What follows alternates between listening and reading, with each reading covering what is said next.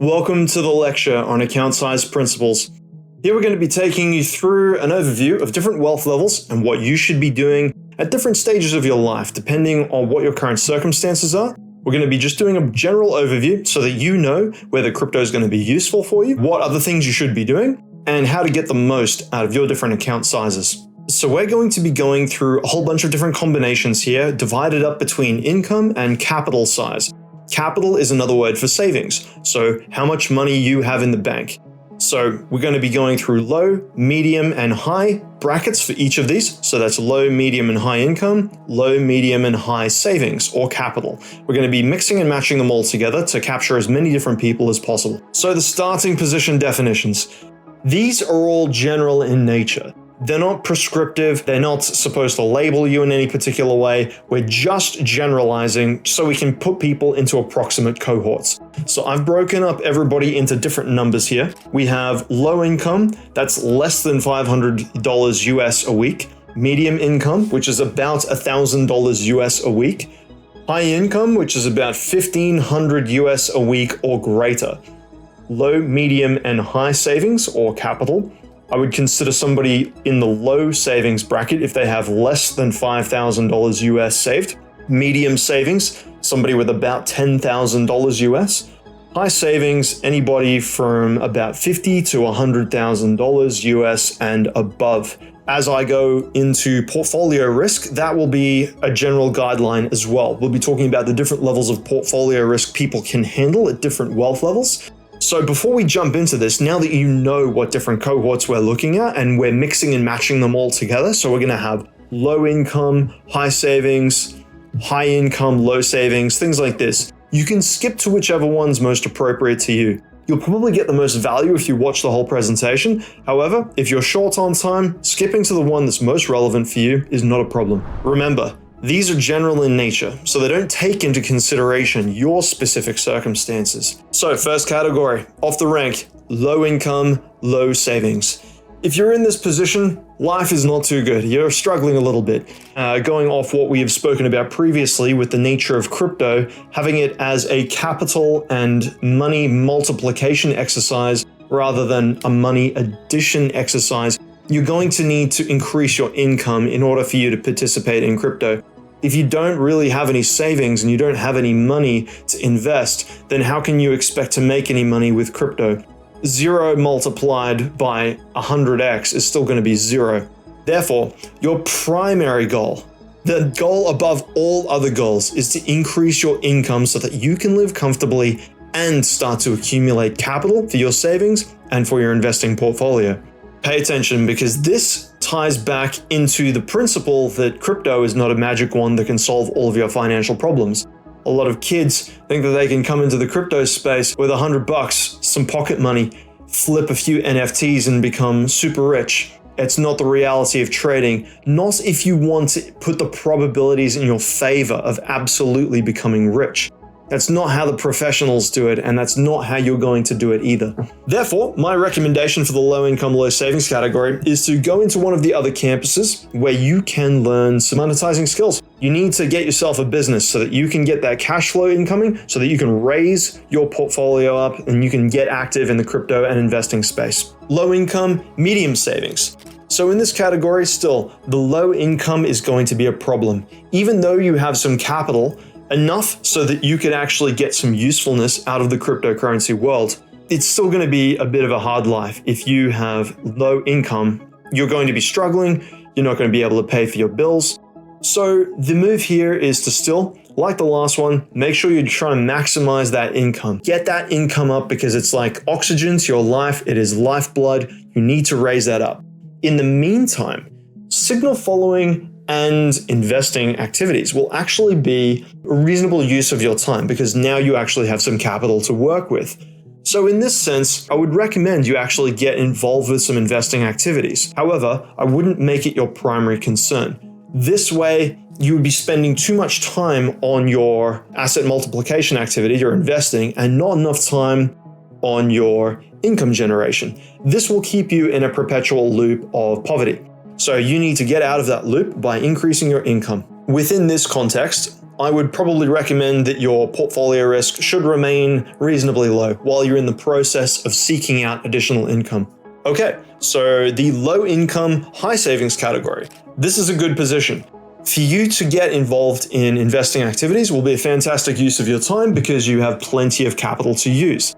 This is actually where I started my journey out when I was going through university. I had a part-time job at a very low income, but I had a lot of money saved from my previous career. So what I did is I spent a lot of time looking into investing activities. And this will be a good use of your time as well. Still, my life wasn't that fantastic, and yours may not be either. If you have a low income, you still will not be able to pay for many things in your life without the stress of drawing down from your savings and your capital. So what you need to be doing is looking at ways to increase your income. If you have the capacity, if you have the time, the intellect, and the ability, you need to be looking into finding either a way to maximize your existing cash flow source or get yourself a business on the side so that you can raise that income up. Because it doesn't matter how many multiples you make on your investing portfolio, if your income is too low, you're going to be in a perpetual state of misery. Signal follow? Understand the fundamentals of investing. Do the best that you can with the time that you have available to you. Perhaps slightly more effort on the investing dimension than the medium savings dimension, but also very, very hard focus on increasing your income up. Portfolio risk in this category, because you are putting in slightly more time into understanding why investing does what it does. This will be more low to medium risk in your portfolio. But yes, practically speaking, signal following and understanding the basics of investing will be useful to you in this category. Medium income and low savings. In this one, ironically, even though you already have a medium income, if you are struggling and you have issues with your expenses, there's two things that I want you to look at. It's expenses number one. See if you can make some sacrifices to bring that capital level up so that you can do some more saving, but also maximize your income as well. We want to make you as much money as possible, but still, we're not going to be able to do that unless you have high amount of capital or savings.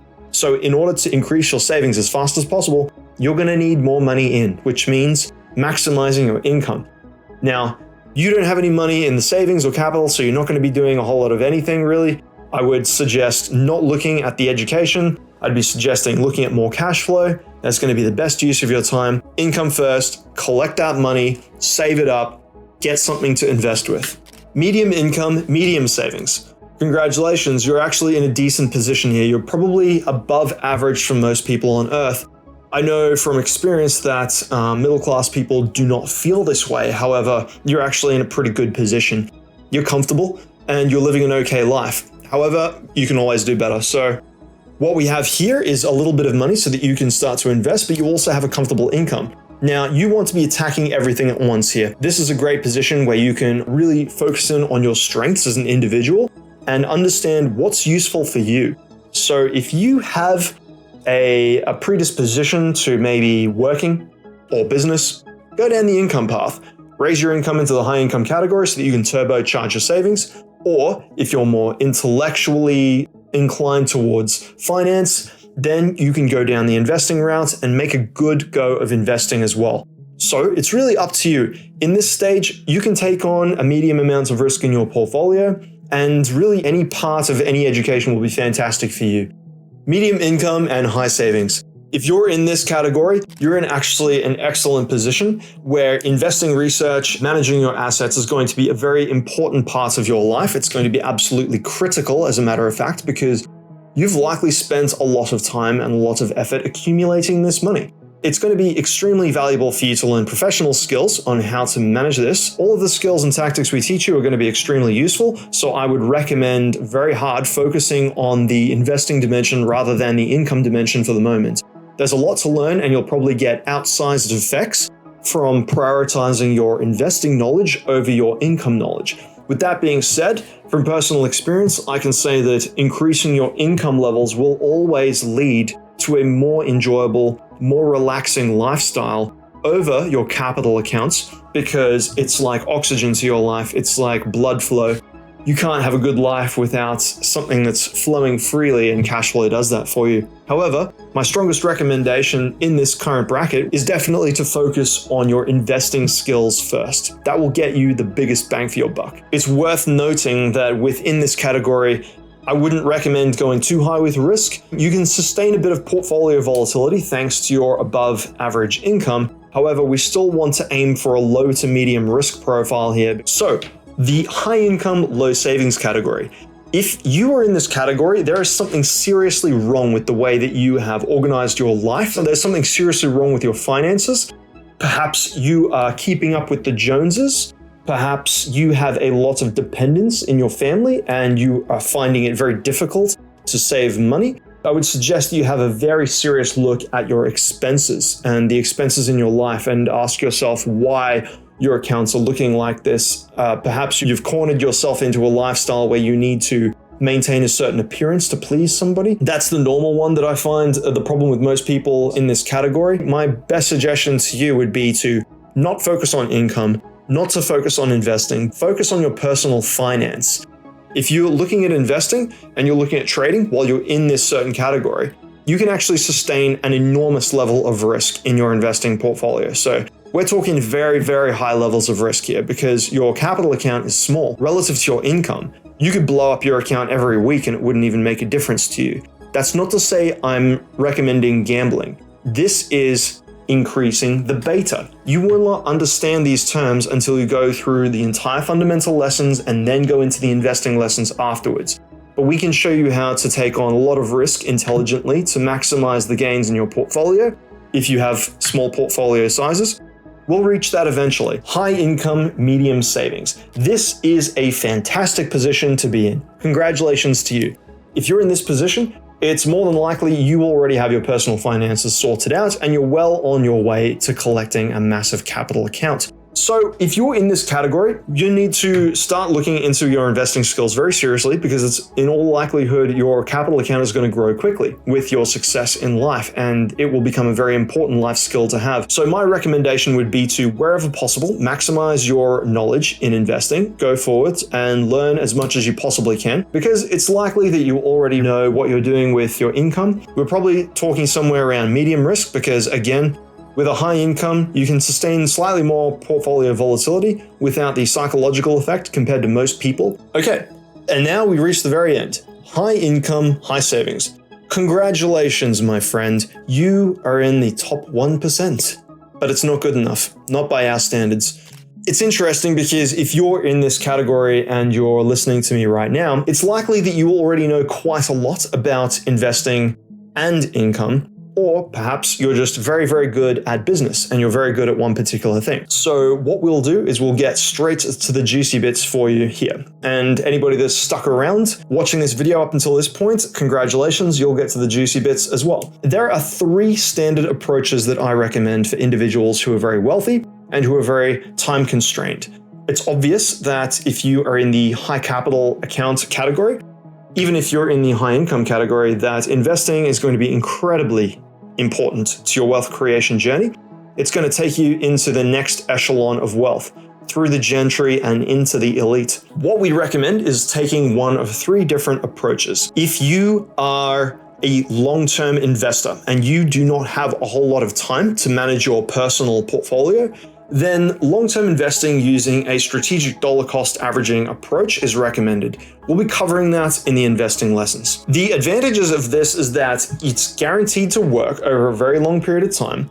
It's very low time input. However, the disadvantages is that it also takes a very long time to develop.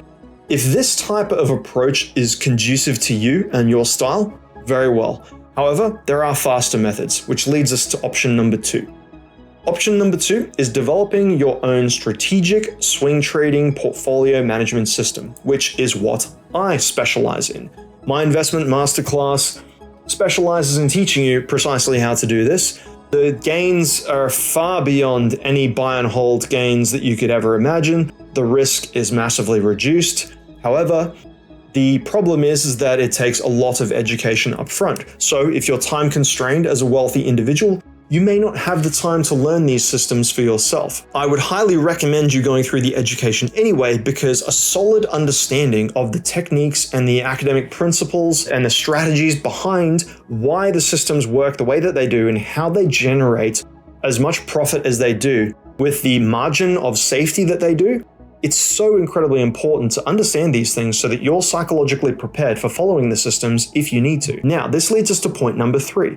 If you do not have the time to develop a system as such, and you have a genuine non-interest in learning how to invest at all, that's okay as well. We can facilitate that with you following the signals. A lot of logical people say to themselves, if Adam's already gone and done the research, then why would I need to develop my own system? Surely I could never create a system as good as his. And for the majority of people, that's true.